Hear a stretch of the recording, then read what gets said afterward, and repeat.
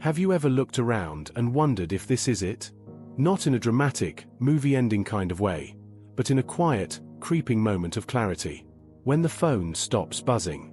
When the streaming episode ends. When you're lying awake at night and everything is still. That strange, hollow sensation. You have a roof over your head. Food. A job. Maybe even people who love you. You've done what you were supposed to. And yet, something feels off. Like you're alive, but not really living. Like your soul has signed a lease, but never moved in. Have you ever asked yourself, why does freedom feel so scripted? Why do we call this life free when every choice feels pre-approved? You can pick from 1,000 flavors, but never question the store. You can chase any dream, as long as it fits inside the system. You're encouraged to be yourself, as long as that self behaves, pays taxes, and updates its feed with acceptable levels of suffering and success. Doesn't it feel strange? How rebellion has become a brand, how therapy is sold like fast food, how meditation is marketed by the same algorithms that cause your anxiety. How can we live in a world with more comfort, more access, more connection than ever before, yet feel so profoundly stuck? Modern life is a cage made of glass. You don't see the bars, because they're polished. You don't fight them, because you've been told this is what winning looks like. We call it progress, but for many, it feels more like stagnation with Wi-Fi. You were born into a machine already in motion. A machine that needs your compliance, not your consciousness. It gives you just enough pleasure to keep you from asking why it feels like you're always waiting for something that never comes. You were promised purpose, but sold productivity. You were told you're free, but conditioned to obey, quietly, politely, and always in pursuit of more. More status. More validation. More distractions to numb the growing sense that this whole thing might be a beautiful trap. Because here's the paradox. You can go anywhere, buy anything, say almost whatever you want, and still feel like a prisoner. A prisoner of routine. Of expectation. Of invisible forces shaping your mind and calling it normal. So you wonder, is this discontent a personal flaw? Something to fix with more gratitude journals, more morning routines, more motivation podcasts? Or is it the faint scream of something buried deep inside you? Your instinct, your essence, begging you to see the bars? You've been taught to distrust that voice. To label it laziness, depression, self-sabotage. But what if it's none of those? What if it's the only sane part of you left in an insane system? Because maybe, just maybe, the reason you feel trapped is because you are not in a dungeon, not in chains, but in something far more insidious, a prison that rewards obedience with comfort. Stay productive, and you'll get your crumbs of pleasure. Stay silent, and you'll be praised for your resilience. Keep scrolling, and you'll never have to face the echoing question. What would freedom feel like if you've never actually tasted it? Keep that question in mind. Because once you start seeing the shape of the cage, you'll never unsee it. And in the next breath, we'll go deeper into the hidden structure of this prison, and why your mind was trained to love its walls. You were never meant to notice the bars. That's the brilliance of it. The trap isn't made of metal. It's made of ideas. Beliefs, values, expectations, installed quietly in your mind before you even had the language to question them. And like dreams passed down from ghosts, you've inherited them without consent. The real prison is psychological. And the first chain is normalcy. From the moment you were born, the world began shaping you, softly, but relentlessly. Psychologists call it social conditioning. Philosophers call it bad faith. Nietzsche called it the herd. Regardless of the term, the effect is the same. Your individuality is shaved down to fit the mold of a functional, compliant citizen. One who doesn't ask why, only what's next. Your curiosity is replaced with urgency. Your passion is replaced with productivity. Your inner world is slowly exiled, replaced by external metrics, grades, likes, promotions, followers. So you learn to navigate the map society hands you, never realizing the terrain of your own mind remains unexplored. And perhaps the cruelest trick of all? You begin to police yourself. The system no longer needs walls or guards. You become your own warden. You silence your instincts when they threaten the social script. You discipline your desires until they fit the algorithm. You doubt your own discontent, telling yourself it's just stress, or hormones, or a bad mindset. Sigmund Freud once said that most people do not want freedom. They want comfort. And so long as that comfort is provided, through screens, sugar, sedation, they will tolerate almost anything, even the slow death of their soul. But comfort isn't peace. It's not joy. It's not self-actualization. It's sedation. It's numbness in silk pajamas. A beautiful paralysis. And underneath it all, Jung's shadow stirs. The rejected parts of yourself, buried under politeness and productivity, start to rot. They leak out in self-sabotage, in rage, in depression. The problem isn't that something is wrong with you. The problem is that something sacred within you has been systematically suppressed. Philosophy has always warned us about this. Schopenhauer told us that the will is constantly thwarted by civilization. Sartre said society forces us to wear masks until we forget our own face. Even ancient thinkers like Lao Tzu warned that too much order breeds spiritual sterility. But these ideas were buried beneath pop culture's plastic optimism. You were fed slogans instead: grind now, shine later. Hustle harder. Just be yourself, as if you're allowed to be anything outside of the script. So now, you walk through life like a dream you can't wake from. You feel the tension, the hunger, the quiet war inside your chest, but you keep going.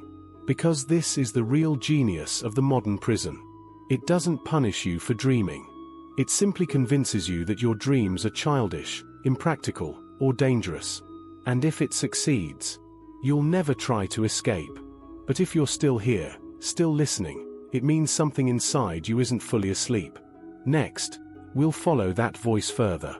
Because this illusion isn't just psychological, it's cultural. And its consequences are far more devastating than you think. You feel it, don't you? Not in the way most people would notice, but in the subtle, aching absence of something essential. It's not pain. It's not panic. It's more like a slow erosion. Like a river grinding down a stone, day after day, until you forget what you once were. Because when the world tells you who to be, and you obey without knowing, you start to decay from the inside out. The modern prison doesn't beat you into submission. It flatters you. It gives you likes, emojis, notifications. It feeds your need for attention, while starving your need for meaning. You are constantly stimulated, yet chronically bored. Surrounded by information, but starving for wisdom. You are never alone, but always lonely. This is not accidental. The system needs you to be just satisfied enough not to rebel. Just anxious enough to keep consuming. Just distracted enough to never ask the real questions. And this is where the trap tightens, because your suffering becomes profitable. Your insecurity fuels the beauty industry. Your loneliness drives engagement. Your craving for approval keeps the algorithms alive. Depression becomes a business model. Addiction becomes a metric. Your psychological pain becomes a commodity. And all the while, you wonder, why can't I feel whole? Because wholeness doesn't serve the system. Fragmented people are easier to manage. When your identity is fractured, your worth tied to resumes, your value measured by performance, you're less likely to resist. You're too busy fixing yourself to question the system that broke you. Cognitive biases only deepen this trap. Take status quo bias, the tendency to prefer the current state, even when it's harmful. You tell yourself this is just life, because the alternative, radical change, feels terrifying. Or learned helplessness, where past failures convince you that escape is impossible, so you stop trying. Then there's confirmation bias. You seek out voices that echo your pain but never challenge its cause. You follow influencers who sell empowerment, but not liberation. You read books about self-help, not self-revolution.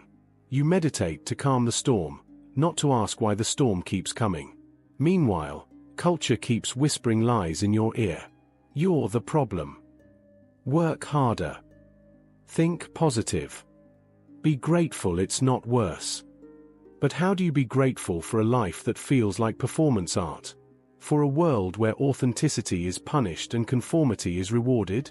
The danger is not just what this system takes from you, but what it prevents you from becoming. Because here's the real cost.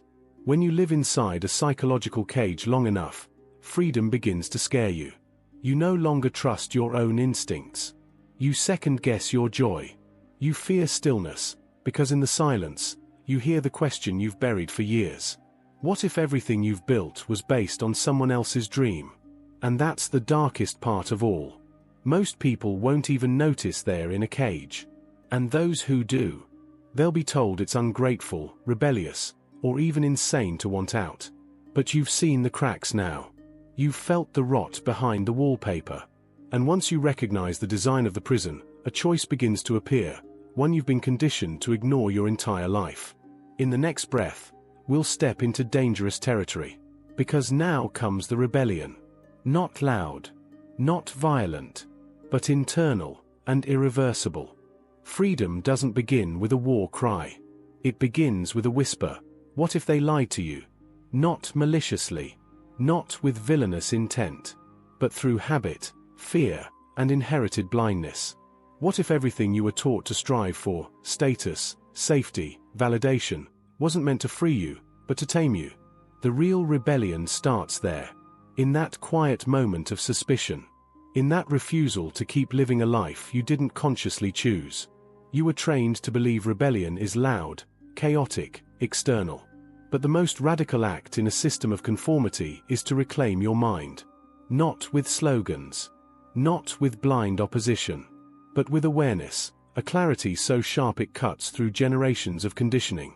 That's what people like Jung, Nietzsche, and even Buddha hinted at. The battle isn't out there. It's in here. In the stories you tell yourself.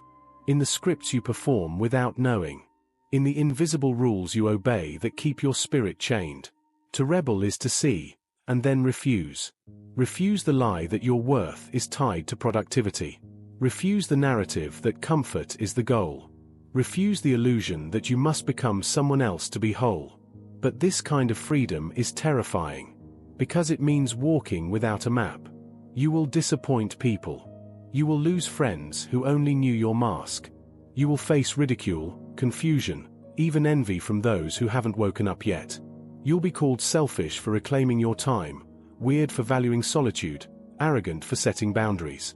But all that pain? It's the detox. It's what it feels like to burn away the false layers, until only what's real remains. And here's the counterintuitive truth. The system can't control you once you no longer fear being an outsider. Once you stop seeking approval, stop chasing security, stop waiting for permission, you're no longer fuel for the machine. You become dangerous. Because you're thinking for yourself. And from that space, you begin to reconstruct your life, not around expectation, but around essence. You ask, what do I value, truly? What makes me come alive? What beliefs do I actually hold, not just borrow? This is what Jung called individuation, the painful, beautiful process of becoming whole.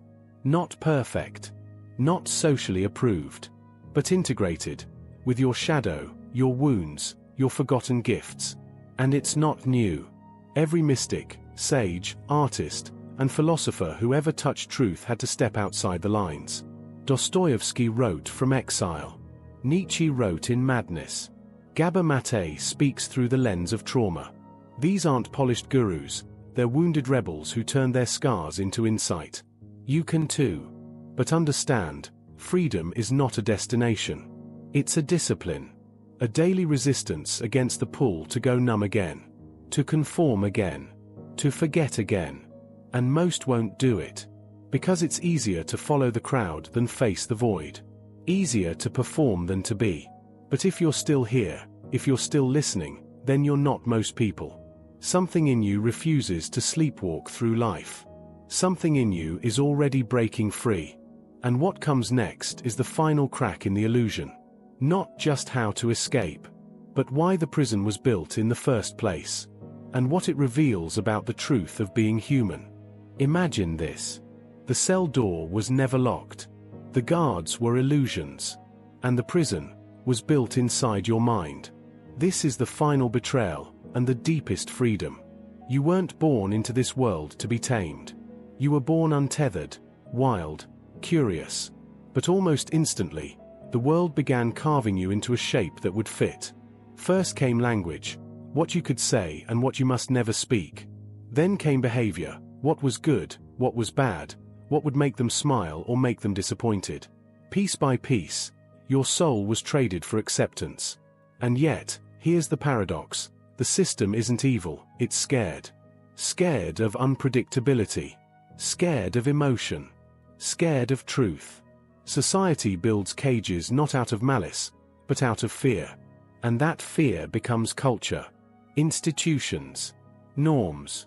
But truth, raw, unfiltered truth, is chaotic. It's dangerous. It disrupts, provokes, reveals.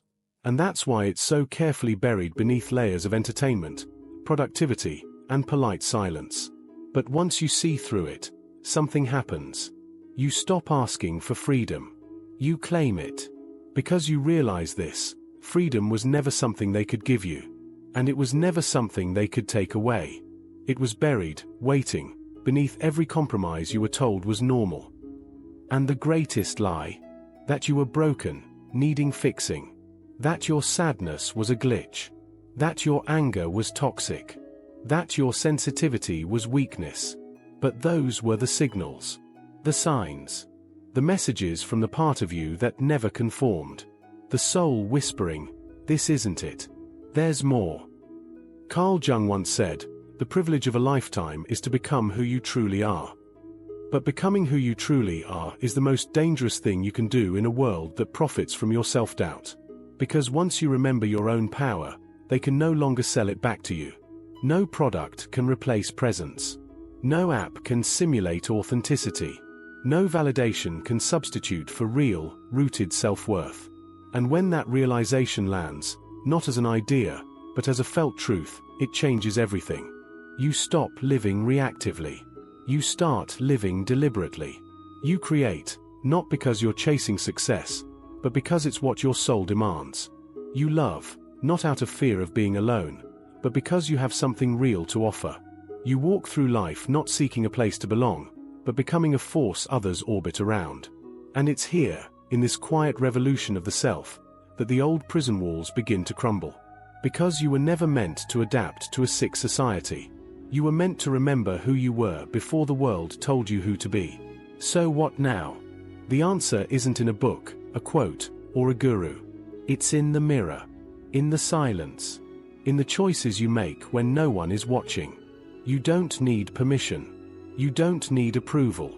You just need to choose, not comfort, not conformity, but clarity. That's the final truth. The prison was always psychological. But so is the key. And now you have it.